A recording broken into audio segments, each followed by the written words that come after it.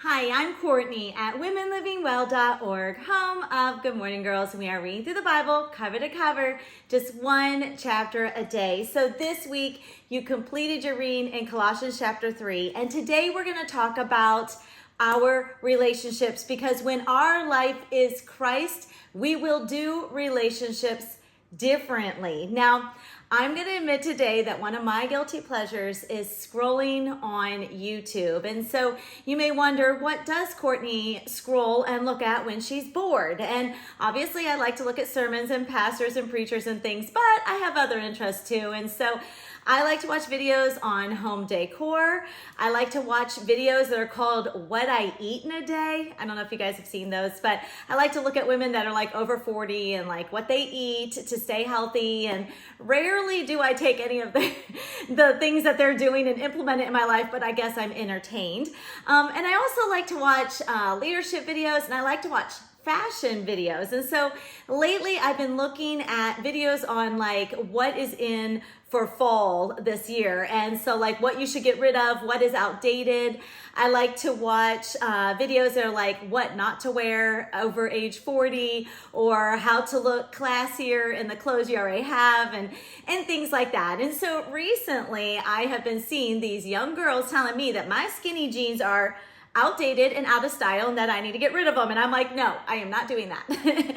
And so when the mom jeans came in style, I was like, yeah, no, I tried them on. I didn't really like them. And so I kept my skinny jeans and been going forward.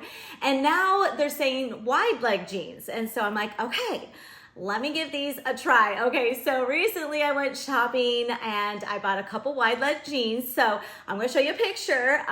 So here I am, just 2 weekends ago, going out with my friends, and I'm going to dinner, and I decided to wear my skinny jeans. I'm feeling pretty good in this picture, okay? And then the next day I decided to try wearing my wide leg jeans. So here I am in those, trying to embrace my new style.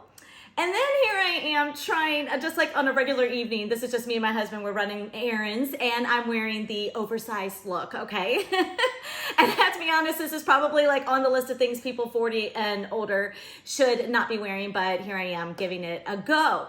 And so I went into my closet and I gathered up some of the clothes. I put them in those white kitchen bags. I had 2 bags filled with some of my outdated clothes, and I took them to Goodwill and I gave them away and I got rid of them. And so I am not saying today that you need to get rid of your skinny jeans. That is not the point of this video at all.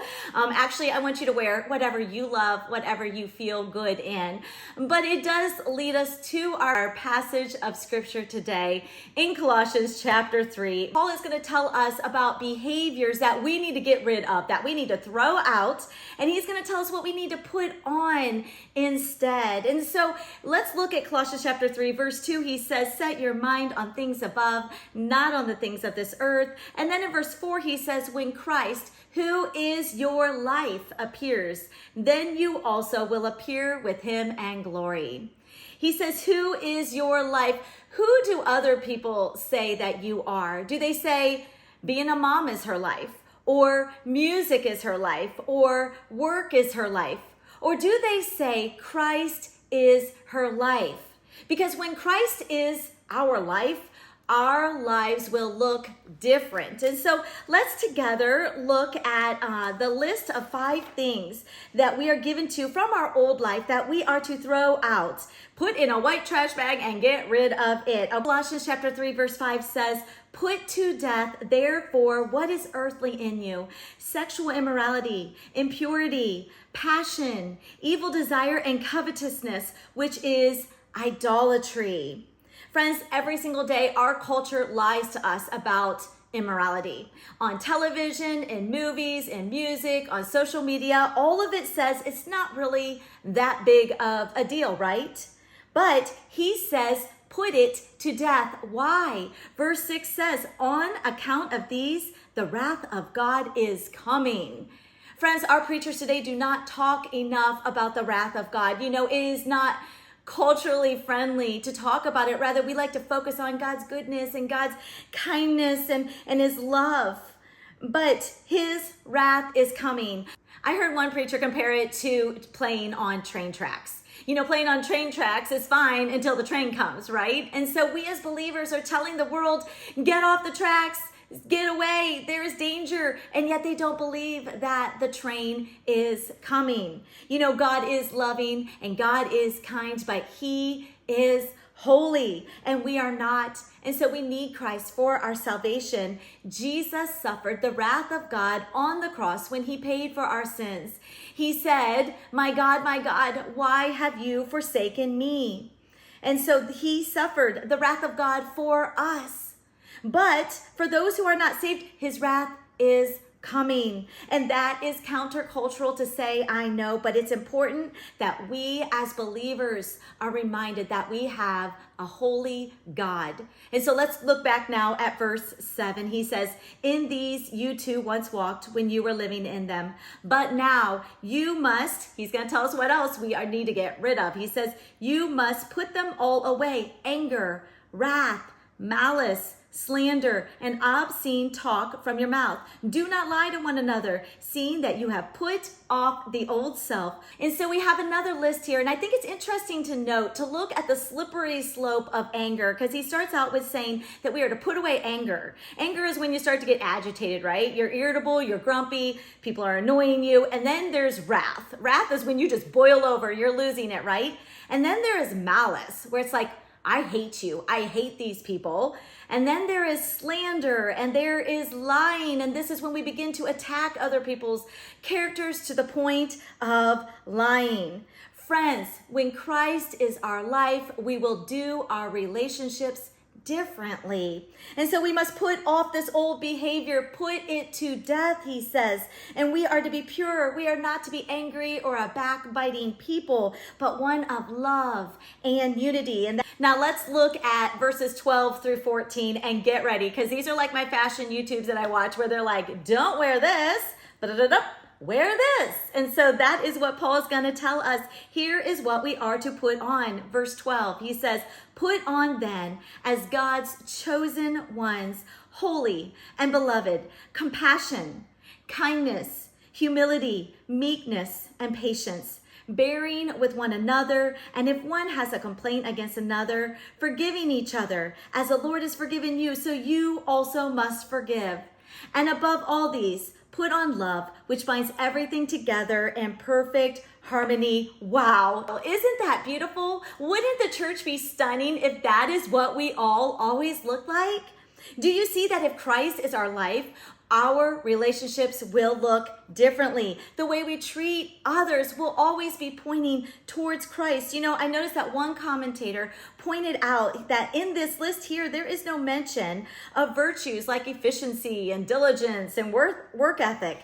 Those are the things that the world teaches, but God is looking at our relationships and how we treat others. So let's take a look at each one of these qualities. The first one is compassion. Compassion is tenderness.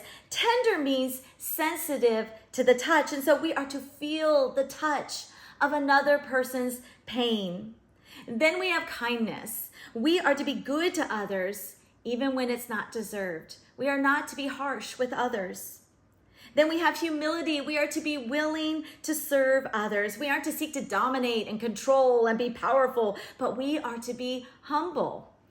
And then there's meekness. Meekness is gentleness. Would others say that you are gentle? I think we really lack this as a culture, gentleness.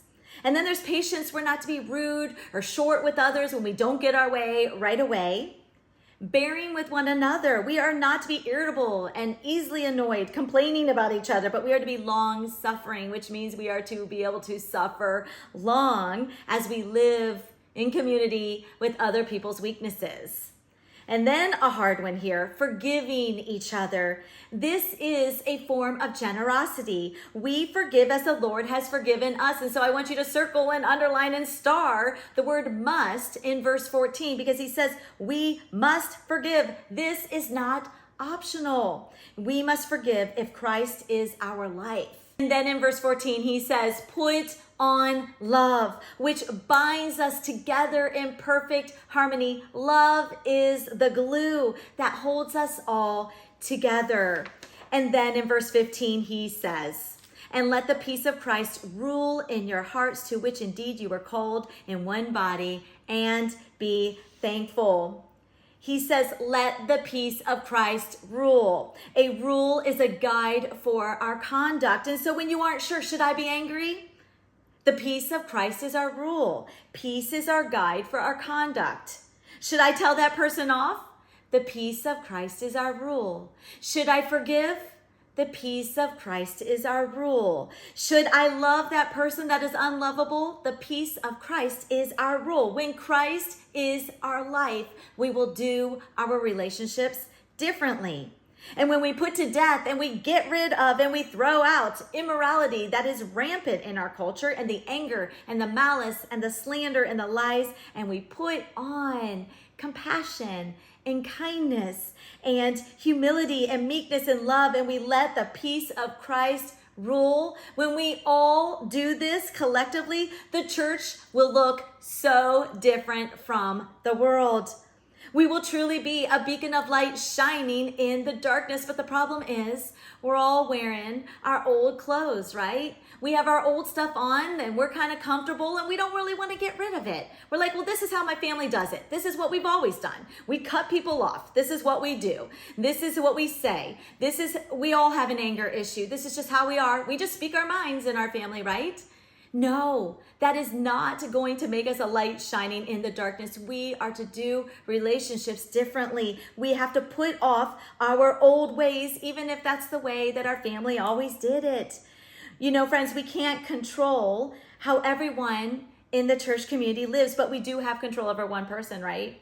And that's ourselves. And so we need to choose today to be the difference. Colossians 1:10 says that we are to walk in a manner worthy of the Lord, fully pleasing to him. Friends, may we walk, may we live, may we dress, may we act in a way that is worthy of the Lord this week. And so we've made it to the final chapter, Colossians chapter 4. And so I hope you will join me this week as we study it verse by verse. And then next week, I want you to look for the final wrap up of this entire study out on the blog at womenlivingwell.org. Until then, keep walking with the King.